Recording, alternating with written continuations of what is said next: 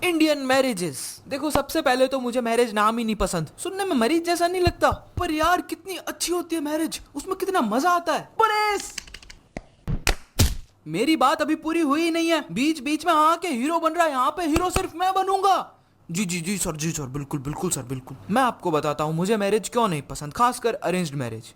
पहला तो कारण यह है कि लोग मुझे बारात में पटाखे नहीं फोड़ने देते, क्योंकि पिछली बार तूने बारात के ठीक बीच में 5,000 वाली लड़ी बिछा दी। जीजा जी नागिन डांस कर रहे थे, दिखे नहीं तुझे? क्या करूं, म्यूजिक वो उलझ गए। छोटे छोटे लाल पटाखे उनके चारों तरफ फटे, और पता नहीं किसने लाकर गोरिल्ला बॉम्ब उन फटते पटाखों में छोड़ दिया। चाची का जी और जा अलग हो गया। बेचारे आज भी शादियों में जाने से डरते हैं, पटाखों की आवाज से घबरा जाते हैं। ओह माय गॉड, कौन बजा रहा है ये पटाखे? मेरी तो किसी से कोई दुश्मनी भी नहीं।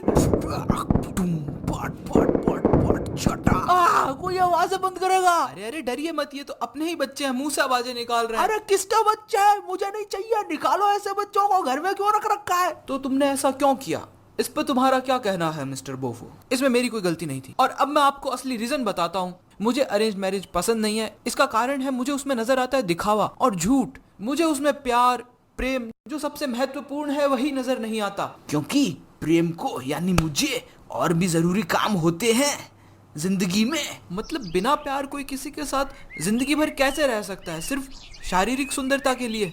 वो मैंने कितनी अच्छी बात कह दी। इस दुनिया को मुझ जैसे लोगों की जरूरत है। सोचो जरा, मतलब सिर्फ और सिर्फ पैसों के लिए या पावर या सुंदरता के लिए या फिर अपने अकेलेपन को दूर करने के लिए लोग अपना सौदा कर देते हैं। हम सभी ने ऐसे उदाहरण अपने आसपास देखे ही होते हैं। आप कौन? मैं लड़के का फूफा। ये लड़के की फोटो है, दिखने में तो भले ही मेरे जितना स्मार्ट नहीं है, लेकिन कमाता धमाता अच्छा है। मैं लड़की का ताऊ और ये है लड़की की फोटो। लड़की पढ़ी लिखी है, वैसे तो बहुत बदतमीज है, पर हम कहते हैं कि बहुत संस्कारी है। लगता है दोनों की जोड़ी बराबर जमेगी। बिल्कुल बिल्कुल भाई साहब, बिल्कुल। ऐसे कोई भी रिश्तेदार लोग मिलकर रिश्ता तय करवा देते हैं और कहते हैं जोड़ी तो ऊपर वाले ने बनाई है। नहीं भगवान नहीं, मैं ये मान नहीं सकता कि ये काम आपने किया है। ये काम आपने गलती से शैतान को सौंप दिया होगा। ये उसी के डिपार्टमेंट का काम है, शैतान कॉर्पोरेट्स। देखिए जी, हम मेनली दो ही तरह के काम करते हैं। या तो हमसे कुछ गरम तेल की कढ़ाई में तलवा लीजिए, चाहे इंसान, भुजिया, कचौड़ी, समोसे, जो आप चाहें। और दूसरा हम काम करते हैं जोड़ी बनाने का, और हमने इतने समय में कोई भी जोड़ी खराब नहीं बनाई है। आप मुझे एक भी जोड़ी बता दीजिए जो कि खराब हो, मैं अपने आप को इस कढ़ाई में, इस गरम तेल की कढ़ाई में झोंक दूंगा। शातू भाई नहीं, शातू भाई नहीं, नहीं नहीं, हमने बहुत बारीकी से इस काम को निभाया है, इसीलिए भगवान ने हमें ये काम दिया है। फिर होता है क्या, ये शुरुआत में तो सब नया नया और ठीक ही लगता है, क्योंकि एक फिजिकल अट्रैक्शन है। पर मुझे तो शुरुआत में ही अजीब लगने लगी। तुम्हारी बात नहीं हो रही है इधर।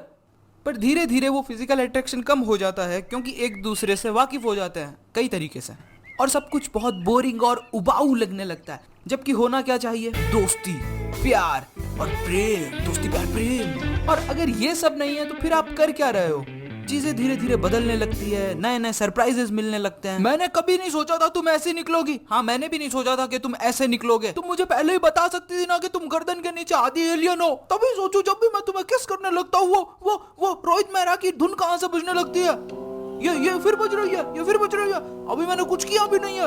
हाँ, तो तुमने भी कहा बताया कि तुम्हारी पीठ पे गोरिल्ला जितने बाल है। मैं अपनी चोटियां खुद बनाता हूँ। और फिर कहानी में आता है डोमेस्टिक वायलेंस, घरेलू हिंसा।